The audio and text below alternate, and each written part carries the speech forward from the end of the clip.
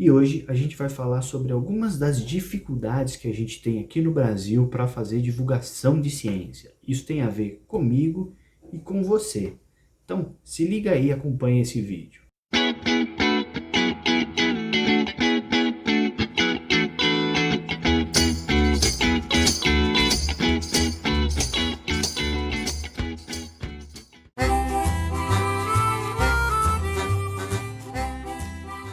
Salve, salve pessoal do NetMatrix, aqui é o Victor falando, tudo bem com vocês? Tô gravando esse vídeo aí pra gente fazer mais uma reflexão a respeito de um assunto bastante importante, que é a divulgação de ciência no Brasil e como ela tem sido prejudicada, principalmente no momento que a gente vive, né? É notável que a pseudociência, os negacionistas, o discurso e a retórica anti-ciência ganhou notoriedade, né? Ganhou visibilidade nos últimos anos e tem complicado muito a divulgação de ciência. Eu elenquei aqui algumas características, uns 3 ou 4, que eu julguei serem as mais importantes e pertinentes em relação a dificuldades de divulgação de ciência no Brasil. E a primeira delas, obviamente, tem que ser as redes sociais. As redes sociais, elas têm o poder de democratização do conhecimento, mas também de democratização da desinformação e da ignorância. As redes sociais, ela pode ser prejudicial e ela pode ser útil, dependendo da forma com que você vai utilizar. A grande sacada é que os defensores de pseudociências, de discursos anticientíficos, de negacionismo, eles sacaram isso e sabem utilizar isso com muita esperteza, né? A rede social, ela tem a capacidade de diminuir a distância entre pessoas que estavam longe e que muitas vezes compartilham das mesmas ideias, inclusive ideias não científicas, absurdas, meio bizarras, né? E com a internet facilitou a junção, a congregação dessas pessoas, a aproximação delas, né? E em função dessa ideia em comum. Isso ficou bastante comum a partir dos anos 2000, né, com os primeiros sites, blogs, né, de pessoas divulgando, defendendo suas ideias. Depois isso migra para as redes sociais, onde as pessoas começam a trocar informações e figurinhas com muito mais facilidade. O Orkut foi um clássico disso, né? O que tinha de discussão estapafúrdia lá dentro era bizarro. E depois com o Facebook as pessoas migram para lá e a gente começa a notar um processo de acreção, né, de junção de pessoas que pensavam em pseudociências diferentes e que agora se conglomeraram, se congregaram em um discurso pluripseudocientífico, né, com várias pseudociências juntas, pensadas pela mesma pessoa, né? Então é comum você ver pessoa defendendo que a Terra é plana e foi criada por um design inteligente e as vacinas não funcionam, as mudanças climáticas é mentira, o homem nunca foi para a Lua, né? Então tem todo esse tipo de discussão bizarra hoje. Então as redes sociais, elas têm esse potencial de aproximar pessoas que pensam de forma igual e democratizar a desinformação. Ou a informação, né? Dependendo de como você vai usar. E aí você tem agora aglomerados de pessoas ou comunidades dentro de Facebook, por exemplo, ou do próprio YouTube, que congregam ali milhares de pessoas, né? Defendendo essas ideias meio bizarras, né? Lembrando que a quantidade de pessoas que aceitam uma ideia não torna verdadeira, né? A veracidade de uma determinada ideia, pelo menos em ciência, ela não vem desse tipo de discurso de as pessoas sentarem e juntarem-se dentro de um ambiente virtual e aquilo vira verdade. Não, isso não acontece. Um outro elemento que eu acho aí importante, na verdade dá para trabalhar dois conjuntamente, é o intervalo de produção de conhecimento científico e a ideia de incômodo e conforto, né? Bom, a construção de conhecimento científico, ela demanda tempo, né? Ela não é essa produção imediatista que as pessoas e que o nosso cotidiano cobra da gente. O jeito mais prático das pessoas perceberem isso foi nesse momento de pandemia, né? As pessoas começaram a perceber que para produzir uma vacina demora pelo menos 10 anos de testagem, e para medicamentos também, né? Não só para vacinas, mas para medicamentos também. Então você tem que testar, né? Pegar, fazer teste in vitro, em animal, depois vai para a fase de teste para ver, no caso das vacinas, a questão da segurança, depois vai ver se ela gera resposta imunológica, vai ver se essa resposta imunológica ela é efetiva em relação ao nosso caso agora, o coronavírus. Então é uma bateria de teste que demora aí pelo menos uns 10 anos. E diante desse contexto que a gente está vivendo agora de pandemia, as pessoas querem uma vacina para amanhã.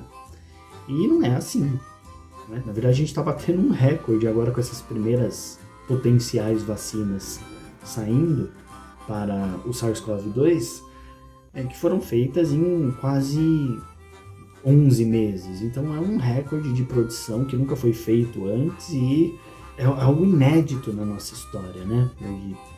Porque as vacinas demoram todo esse tempo para ser produzidas.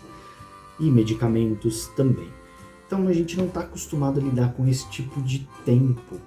O tempo que a ciência demora para produzir conhecimento não é o tempo do nosso cotidiano, né? É um tempo que demanda muito mais empenho, demanda afinco, demanda experimentação, demanda investimento, demanda de uma série de fatores que prolongam ele, né? A ciência, para ser produzida, ela precisa de tempo e precisa de investimento. E produzir isso nesse momento agora é algo inédito, as pessoas não estão acostumadas. E aí, quando olham, por exemplo, uma vacina sendo testada, né, então você tinha lá, 140 potenciais vacinas, aí chegam no final, ali na fase 3, 4, 5 vacinas, e eventualmente uma ou outra acaba saindo fora, deu problema, esse daqui teve alguém que morreu num grupo, vai ver se é do grupo de risco, vai ver se é do grupo placebo, vai ver se é do grupo que foi vacinado. Então tem toda essa questão aí, e eventualmente potenciais vacinas acabam saindo da lista, né, porque não preenchem esses requisitos mesmo na fase 3 ou 4, e aí você volta a estaca zero. Então isso faz parte da dinâmica de produção de vacina. O problema é que as pessoas elas não conhecem como é que a ciência trabalha e acham que a ciência começa a trabalhar numa coisa hoje para daqui a algumas semanas gerar uma vacina, um resultado que seja promissor, né? Então, não. É uma produção de conhecimento de conhecimento científico demanda tempo. A produção de conhecimento científico demanda tempo e investimento a longo prazo. A história da ciência é cheia disso, né? Quanto tempo demorou, por exemplo, para a gente conseguir derrubar a ideia de geração espontânea que foi erguida pelos gregos, acho que foi Anaximandro, 400, 500 anos antes de Cristo? Só foi derrubada com o Pasteur, 1864, provavelmente. Então demorou muito tempo para ser isso descartado, né? A produção de conhecimento demorou tudo isso para conseguir se concluir que a vida não surgia espontaneamente de matéria morta, né? Não aparecia instantaneamente, né? Do nada surge assim uma forma de vida. Isso não ocorre e a ciência demorou para chegar nesse resultado. A mesma coisa é com outras ideias também dentro da história da ciência, né? O flogisto, por exemplo. Quanto tempo demorou, por exemplo, para se separar a alquimia da química, né? Que foi com Robert Boyle, The Skeptical Alchemist. Demorou tempo pra caramba. Uma coisa que é milenar conseguiu só ser separada ali pelo século XVII, se eu não me engano, Robert Boyle. Enfim, a gente tem vários desses exemplos aí em que demorou-se muito tempo para que essas ideias fossem desbancadas, né, pela ciência. Demanda tempo, demanda investimento. E a produção de vacinas não é diferente, né? Então existe um intervalo aí, um tempo, um delta T aí, em que a ciência vai precisar para produzir conhecimento. E no momento atual que a gente está, construir uma vacina em alguns meses, em 10, 11, 12 meses, é algo inédito dentro da nossa história. para ser comemorado e para ser entendido, né? E para ver qual é o potencial e se vacinas no futuro vão ser modificadas, essas que vão ser utilizadas agora no SARS-CoV-2 vão ser substituídas por outras vacinas com mais testagem, né? Com mais segurança, com mais efetividade de resposta no futuro. Então isso pode ser que realmente aconteça, mas só daqui uns 5, 10 anos. Então esse intervalo de tempo é importante para a ciência. O momento que a gente vive, as pessoas ficam concentradas, cobrando da ciência ou dos cientistas a produção de vacina, não vai funcionar, né? Existe uma pressão muito grande em cima dessas pessoas, né, dos cientistas, mas para tudo vai ter o seu tempo. Então esse intervalo de tempo faz com que as pessoas muitas vezes não acreditem, não aceitem que a ciência tem essa necessidade. Elas têm dificuldade de entender isso. As pessoas não entendem exatamente como que a ciência funciona. Então elas acham que surgiu um problema hoje, a ciência tem que resolver lá amanhã. E não é bem assim. Então outro problema muito grande que talvez atrapalhe a divulgação de ciência ou compreensão da ciência em si, é que ciência e pseudociência elas trabalham de formas distintas em termos da satisfação individual, né? Então, por exemplo, um cara que defende uma pseudociência, ele vai buscar naquela pseudociência uma narrativa que está de acordo com a conclusão que ele carrega dentro dele, né? Então ele não vai querer escutar alguém que pensa diferente dele. Ele não vai querer ler um artigo que fala o oposto do que ele acredita. Por quê? Porque ele quer se sentir confortável dentro de uma ideia. Ele quer ler uma ideia que está sendo apresentada e falar, olha, tá vendo? Isso que eu defendi, agora esse cara também está defendendo. Então eu estou certo. Olha, tá vendo? Então, eu estou confortável. Eu estou com a verdade. E em ciência não é assim. Em ciência, para se produzir conhecimento científico pressupõe desconforto, né? Quantas vezes a gente tem uma ideia teve a ideia de que, olha, isso aqui é comprovado cientificamente, aí vem um artigo e esfacela aquela nossa noção, aquela ideia que a gente tinha. Então é assim que se produz ciência, né? É assim, é embate de ideias, é embate de modelos, e assim, a partir desses novos artigos, dessas novas descobertas, desses novos questionamentos, a ciência vai progredindo, vai tentando melhorar, refinar a sua leitura a respeito de um determinado fenômeno natural. Vai tentar se aproximar da melhor descrição possível daquele fenômeno, né? Se ele vai descrever exatamente ele ou não é uma outra questão, né? Mas a ciência então vai pressupor desconforto.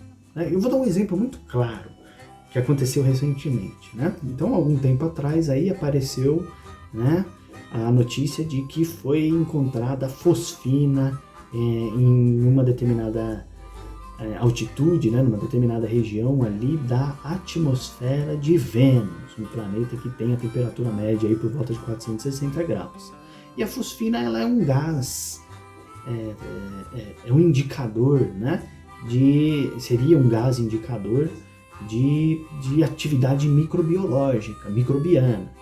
Então, quando encontraram a fosfina nessa área, né, da atmosfera, falaram, a única via em que a fosfina ela pode ser produzida num planeta com essas características é a partir de atividade microbiana. Então, existiria a possibilidade de ter vida microbiana nessa faixa de altitude da atmosfera de Vênus, né? Isso deu um alarme, né? Assim, deu um alarme no mundo inteiro. As pessoas ficaram empolgadas, né? Que legal, interessante. Alguns meses depois produziram aí artigos esfacelando essa ideia. Tem alguma coisa errada aí, porque alguns grupos aí apontaram seus telescópios exatamente para a mesma área e não encontraram absolutamente nada. Então jogou um balde de água fria em cima. Trouxe de novo aquele desconforto de que, olha, não foi dessa vez. Então, isso acontece, faz parte, né? Isso acontece não só no caso da fosfina, mas no caso, por exemplo, de medicamentos, né? No caso da pandemia, que num primeiro momento ele tem ali uma resposta que é interessante do ponto de vista científico ou do ponto de vista clínico, como um potencial medicamento para tratar pacientes com coronavírus. De repente vem um artigo científico que vira e fala, ó, não, a efetividade é baixa. Funciona in vitro, mas em vivo, né, nos pacientes não tem resultado positivo, não tem um resultado satisfatório, não tem diferença entre uma pessoa que recebeu o medicamento e uma que não recebeu. Então acontece isso, tá bom? Então tem que ficar preparado para isso. Isso acontece também, por exemplo, com vitamina D, né? A vitamina D ela é importante para isso. Daqui a pouco vem um artigo e fala, não, ela não participa disso. Depois vem outro e fala, não, ela realmente participa. Então fica esse embate de ideias até que uma hora a gente chega num consenso, né? De acordo com as evidências, e aí a gente vai ter uma leitura, uma descrição melhor do papel da vitamina D, ou do medicamento, ou enfim, do que está sendo estudado. Então, pressupõe desconforto. O tempo todo você vai estar desconfortável. Pode ser que uma teoria ela seja vigente agora e de repente alguém vem e consegue substituir ela por um outro modelo que não depende do que a gente gosta ou aceita como crença, mas é o fato em si. Isso também causa muito problema no processo de divulgação de ciência, porque num primeiro momento você tem as pseudocríticas no sentido de a ciência está trazendo uma afirmação, ela é dogmática, ela adora se apresentar como algo que diz verdades absolutas. Então a ciência ela é tão religiosa quanto a minha religião. Aí a ciência vai lá e derruba um modelo, uma teoria ou uma hipótese e sugere outra diferente. Aí a mesma pessoa que falou que a ciência era dogmática vira e fala, mas a ciência não sabe o que fala, cada hora ela muda a sua afirmação e não diz coisa com coisa, não tem é sempre contraditória, nunca tem uma resposta efetiva, né? Então sempre vai ter esse tipo de crítica. De um lado as pessoas chamando ela de dogmática, e aí quando a ciência troca de modelo, né, ou quando ela consegue substituir isso, aí ela vira, ela não serve porque ela não é dogmática. Então tem esse problema aí também. E o último problema aí que eu gostaria de abordar, eu acho que talvez seja o mais importante, que é a dificuldade de popularização do conhecimento. Existe no Brasil divulgadores muito bons, né, principalmente em canais do YouTube, né, e a gente tem que considerar que o YouTube não é uma plataforma muito confiável, né? Eu diria que entre 90% e 95% dos vídeos que estão ali dispostos, eles são lixo virtual realmente, são poucos que de fato têm alguma contribuição efetiva, né? Eu particularmente uso o YouTube para assistir clipes de música ou conhecer bandas novas, porque eu também sou músico, assistir documentários ou tutoriais, ou de vez em quando pegar algum documentáriozinho, alguma aula de algum desses divulgadores de ciências para usar em sala de aula, e só isso, né? Porque o que tem de tranqueira no YouTube, né, de gente espalhando conspiracionismo, pseudociência, pegando o filho para fazer teste de brinquedo de não sei o que, enfim, uma série de tranqueiras que do ponto de vista intelectual não é interessante. Mas você tem aí algumas comunidades, você tem alguns grupos, né, alguns canais que são muito importantes em termos de divulgação de ciências, né, como por exemplo o próprio canal do Átila Yamarino agora, né, o Nerdologia, que é muito bom, canais como o do Pirula, que também é muito bom, o Space Today do Serjão, que é excelente, o canal do Schwarza, até o canal do Aviões e Músicas, lá do Lito, que é muito bacana, muito legal. São canais muito importantes que têm, de alguma forma, alguma relação com a ciência. Só que as pessoas se concentram muito nesses canais. Então você tem poucos canais com muita gente e você tem muitos canais que são bons em divulgação de ciência, mas que não tem tantos seguidores. Então isso prejudica muito a divulgação. Por quê? Porque parece que a ciência fica restrita só àquele um núcleo duro, fechado, e que eles são os únicos que divulgam ciência. E eles são bons de fato, né? Quando você pega, por exemplo, um canal como o do Átila Yamarino, Nerdologia, você olha um canal ali, é basicamente um programa de televisão, né? Super bem produzido. Eu uso em sala de aula para os alunos. É um canal que hoje ele seria tão bom quanto o canal do Mundo de Bigman na década de 90. Né? Então a internet, esses canais independentes, eles têm esse potencial muito bom de divulgação de ciência. Mas o grande problema é que você tem muitos canais que são bons e que não tem gente seguindo. Esse é o grande problema. Eu dei uma sapeada aí no YouTube só para ter uma comparação, só para fazer uma comparação. Então você entra, por exemplo, lá no canal do Nerdologia do Átila, você vai encontrar ali pelo menos umas 3 milhões de pessoas seguindo o canal. Então o canal do Pirula quase 1 milhão, o Space Today quase 600 mil, do Schwarza tem 1 milhão de pessoas, o Aviões e Músicas também 1,5 milhão. Então assim, são muitas pessoas que estão seguindo esses canais e que são canais de fato muito bons. Mas você tem outros canais que são tão bons quanto e que as pessoas entram, às vezes em que as pessoas até entram, assistem, mas elas não se inscrevem, elas não compartilham, elas não dão nem um like, né? E isso desestimula as pessoas, porque você tem uma porrada de canais que estão se dispondo, né, a levar tapa na cara para defender a ciência, e as pessoas entram, consomem ali o conteúdo daquele canal, vai embora e não ajuda na divulgação. O grande problema deste ponto, né, que eu vejo, é que as pessoas enxergam que a única pessoa que está divulgando é quem está ali do outro lado da tela. Então vocês estão me olhando falando, o Victor do NetNator é divulgador de ciência. Na verdade, não. Eu só sou um cara que estou aqui dando a cara a tapa, sou de fato um divulgador de ciência, mas vocês são muito mais divulgadores do que nós. Porque são vocês que se inscrevem, que dão um like, que compartilham. Vocês são os divulgadores, a gente só é o cara que está dando a cara a tapa. Né? Se você vai compartilhar um negócio e vai levar tapa de negacionista, de anticiência, de pseudocientista, bom, então vamos tomar tapa na cara juntos, né? Vamos ali juntar, né, os artigos e vamos para cima. E falta essa percepção no nosso público de divulgação de ciência. Falta essa percepção no público brasileiro que consome ciência. Por quê?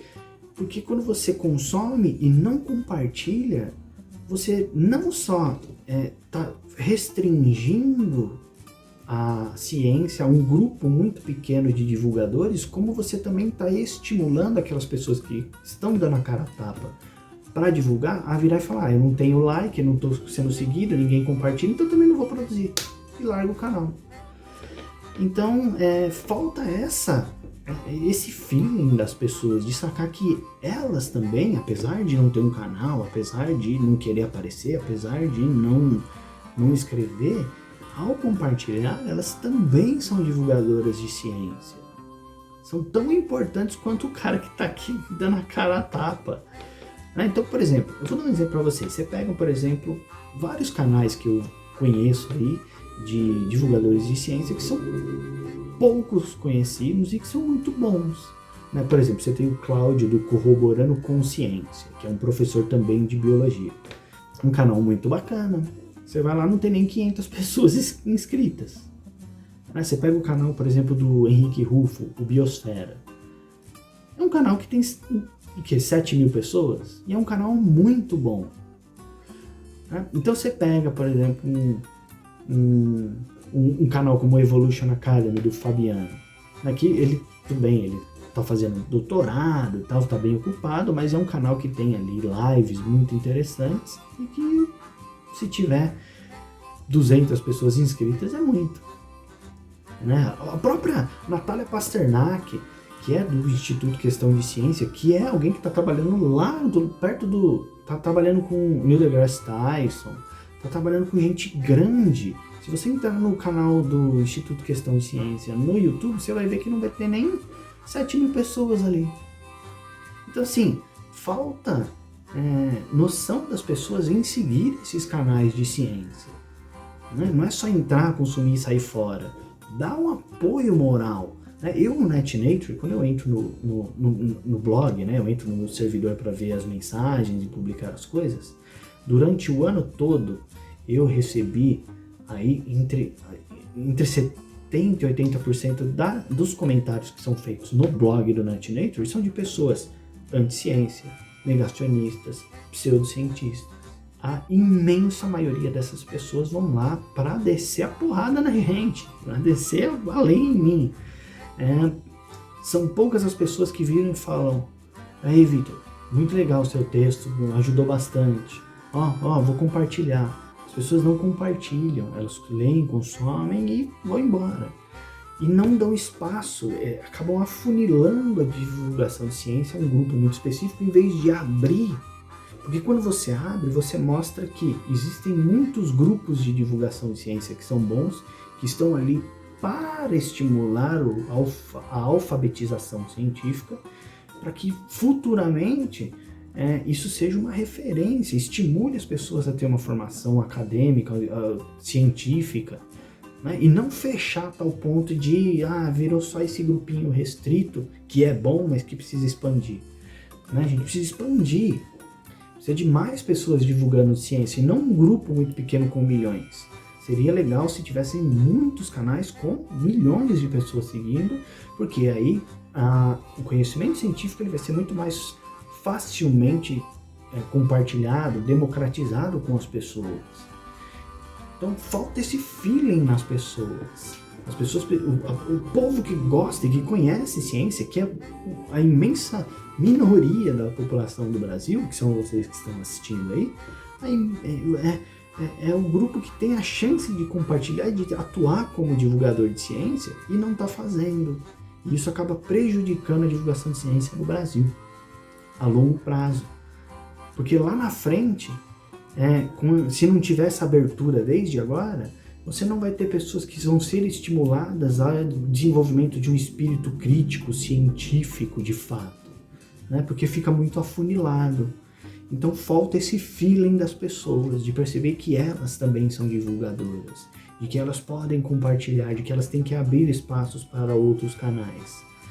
Porque quando você entra em canais, por exemplo, no YouTube e for lá num canal terraplanista, tem 17 mil pessoas. Eu entrei no site, num canal criacionista, tinha quase 250 mil pessoas seguindo o canal. E de design inteligente, então 100 mil, cara. Então como é que pode, né?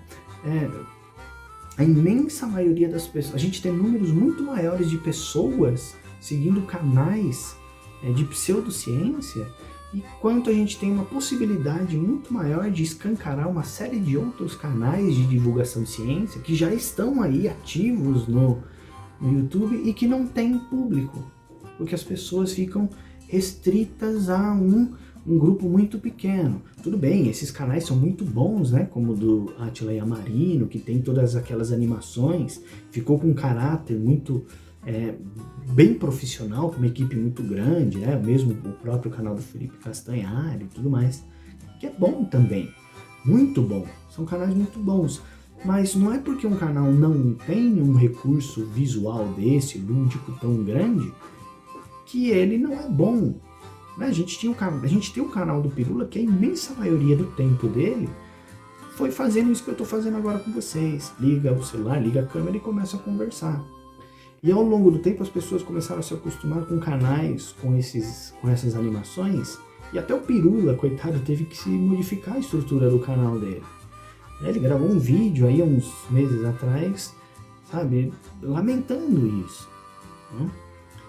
E as pessoas precisam ter essa noção de começar a compartilhar mais os canais de ciência para divulgar a ciência, para ajudar futuramente a ciência.